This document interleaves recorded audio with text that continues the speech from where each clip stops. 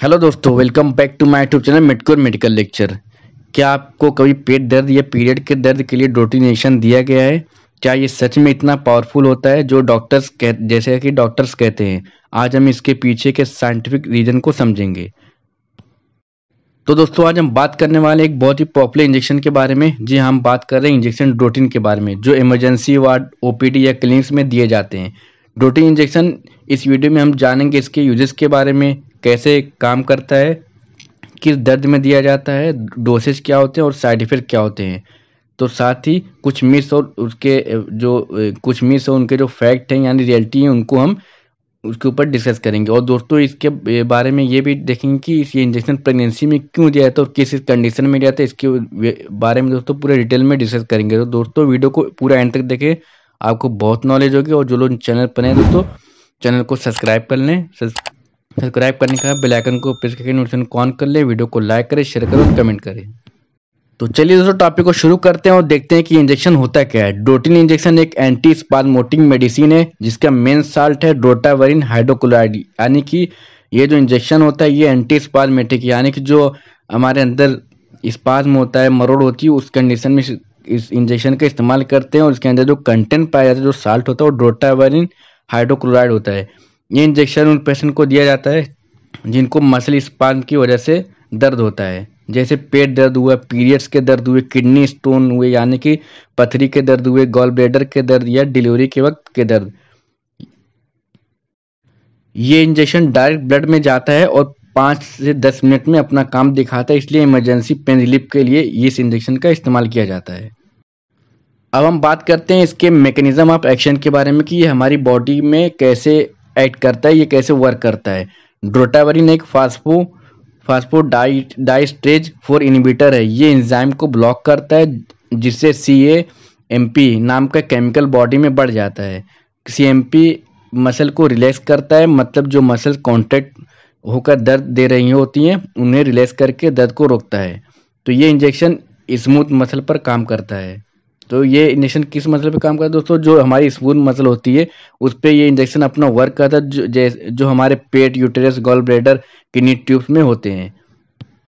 अब हम दोस्तों बात करते हैं कि ये किस टाइप के दर्द में इस इंजेक्शन का इस्तेमाल करते हैं। डोटावरिन इंजेक्शन का यूज उन कंडीशन में होता है जैसे कि एब्डोमिनल पेन हुआ, जैसे कि IBS, जैसे हम जैसे कि इंटेस्टाइनल बाउल सिंड्रोम जिसको हम बोलते हैं, गैस्ट्रिक पेन हुआ, फूड पॉइजनिंग के दर्द की वजह से अगर पेन होता है तो उस कंडीशन में इस इंजेक्शन का इस्तेमाल करते हैं। पीरियड के दर्द जैसे कि डिस्मेनोरिया हुआ, गॉल ब्लैडर स्टोन के पेन में, किडनी स्टोन के पेन में, लेबर पेन जैसे डिलीवरी में, सर्वाइकल डायटेशन में हेल्प करता है। पोस्ट ऑपरेटिव क्रैम्प्स, अगर किसी को सर्जरी के बाद अगर क्रैम्प्स उठता है, सर्जरी के बाद के दर्द में इस इंजेक्शन का इस्तेमाल करते हैं। अब हम दोस्तों बात करते हैं इसके डोजेज एंड ड्यूरेशंस के बारे में। जनरली डोज होती है जो इसकी 40 mg या 80 mg IME IV रूट से दे सकते हैं। IV देंगे मसल में लगता है, और IV अगर हम देते हो तो वेन में स्लोली पुश दिया जाता है, या फिर उसको हम NS जो 100 ml होता है उसके अंदर मिक्स करके उसको स्लोली 20 से 25 मिनट या 25 से 30 मिनट के अंदर दिया जाता है। एडल्ट में इंजेक्शन सेफ है, लेकिन डॉक्टर के सुपरविजन में ही लगाना चाहिए। अगर हम दोस्तों बात करें IV की, तो IV जो होता है वो ज़्यादा फास्ट एक्शन है, लेकिन कुछ केसेस में इसका जो पेशेंट का BP हो तो सडन कम हो सकता है, फॉल डाउन हो सकता है। तो इसलिए अगर हम IV देते हो तो हम इन्फ्यूज़न के थ्रू देते हैं। तो चलिए दोस्तों, हम इस इंजेक्शन के कुछ साइड इफेक्ट के बारे में बात करते हैं। जैसे कि अगर हम कॉमन साइड इफेक्ट के बारे में बात करें तो डिजीनेस, चक्कर जैसा हो सकता है, हेडेक देखने को मिल सकता है, कॉन्स्टिपेशन हुआ, नोजिया, जैसे कि नोजिया जैसा फील हो सकता है। उसके अलावा हाइपोटेंशन यानी कि जो BP होता है वो ड्रॉप हो सकता है। रेयर बट लेकिन सीरियस साइड इफेक्ट के बारे में बात करें तो एलर्जिक रिएक्शन देखने को मिल सकते हैं, स्किन में रेशेस देखने को मिल सकते हैं, स्किन में स्वेलिंग देखने को मिल सकती है। उसके अलावा इंजेक्शन साइट पर पेन और रेडनेस का भी हमें देखने को मिल सकता है। अगर हम टिप की बात करें तो अगर किसी पेशेंट को पहले से लो BP या एलर्जी हो तो अलर्ट रहना चाहिए। अब हम बात करते हैं इसके कॉन्ट्रा इंडिकेशंस के बारे में। अगर पेशेंट को सीवियर लीवर, किडनी या हार्ट कंडीशन है तो उस कंडीशन में इस इंजेक्शन का इस्तेमाल नहीं करेंगे। एलर्जी टू, अगर किसी को डोटावरिन हाइड्रोक्लोराइड से किसी पेशेंट को एलर्जी हो तो उस कंडीशन में नहीं करेंगे। प्रेगनेंसी में बिना डॉक्टर की सलाह के ये इंजेक्शन नहीं लगाएंगे। लैक्टेटिंग मदर, तो उसको हम बहुत ही सावधानी के साथ इस इंजेक्शन का डॉक्टर के सुपरविजन में देंगे। और अगर चिल्ड्रन की बात करें तो under 12 years injection from rarely use होता है। ये जो 12 साल के बच्चे होते हैं उनको इंजेक्शन बहुत ही रेयरली कुछ कंडीशन में इस्तेमाल कर सकते हैं। अब हम दोस्तों सबसे इम्पोर्टेंट टॉपिक और सबसे इम्पोर्टेंट हेडिंग की तरफ चलते हैं, देखते हैं कि ये इंजेक्शन जो होता है प्रेगनेंसी में किस कंडीशन में देते हैं और किस कंडीशन में नहीं देते हैं। तो पहले हम समझेंगे प्रेगनेंसी में दर्द कैसा होता है। प्रेगनेंसी के टाइम जो यूटेरस होता है यानी गर्भाशय जिसको बोलते हैं, उसका साइज बढ़ता है क्योंकि उसके अंदर फीटस का डेवलपमेंट होता है।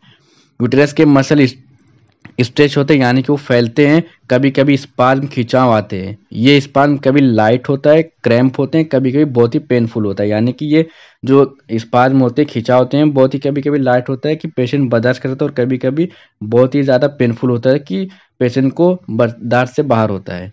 कभी अर्ली प्रेगनेंसी लॉस या प्रीमेच्योर लेबर का रिस्क भी होता है।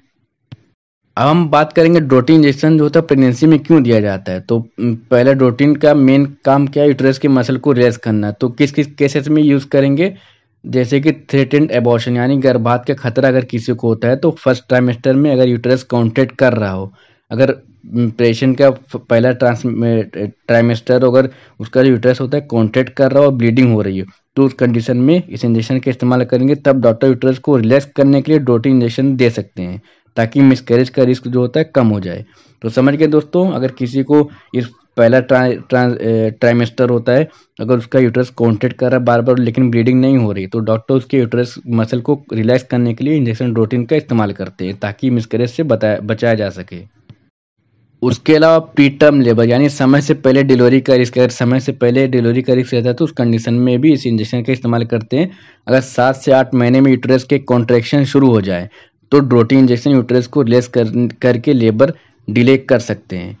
उसके बाद देखते हैं कि फास्ट लेबर पेन यानी गलत लेबर के दर्द को, जो 9th मंथ में कभी कभी यूट्रस टाइटन करता है, यानी कि जो यूट्रस होता है वो टाइट, उसके अंदर टाइटनेस आती है, तो कभी कभी पेट में बहुत ज़्यादा खिंचाव और लेबर पेन का एहसास होता है, लेकिन वो फॉल्स पेन रहता है, लेकिन एक्चुअल डिलीवरी नहीं होती हो। प्रोटीन इंजेक्शन से पेन रिलीफ मिलता है और अननेसेसरी जो कॉन्ट्रैक्शन होता है उसमें कंट्रोल आ जाता है। अब हम दोस्तों देखते हैं कि ये डिलीवरी के टाइम जो सर्वाइकल डायलेटेशन होता है यानी कि जो वेजाइनल ओपनिंग होती है, तो सर्वाइकल का जो मुंह खुलता है, तो उसमें किस तरीके से इंजेक्शन मदद करता है। तो जब डिलीवरी शुरू होती है लेकिन सर्विक्स धीरे धीरे ओपन हो रहा है, तो उस कंडीशन में इस इंजेक्शन को देंगे तो सर्विक्स की मसल रिलैक्स करके डिलीवरी प्रोसेस को फास्ट करता है। अब दोस्तों देखते हैं कि इस इंजेक्शन का इस्तेमाल प्रेगनेंसी में कब नहीं करना चाहिए।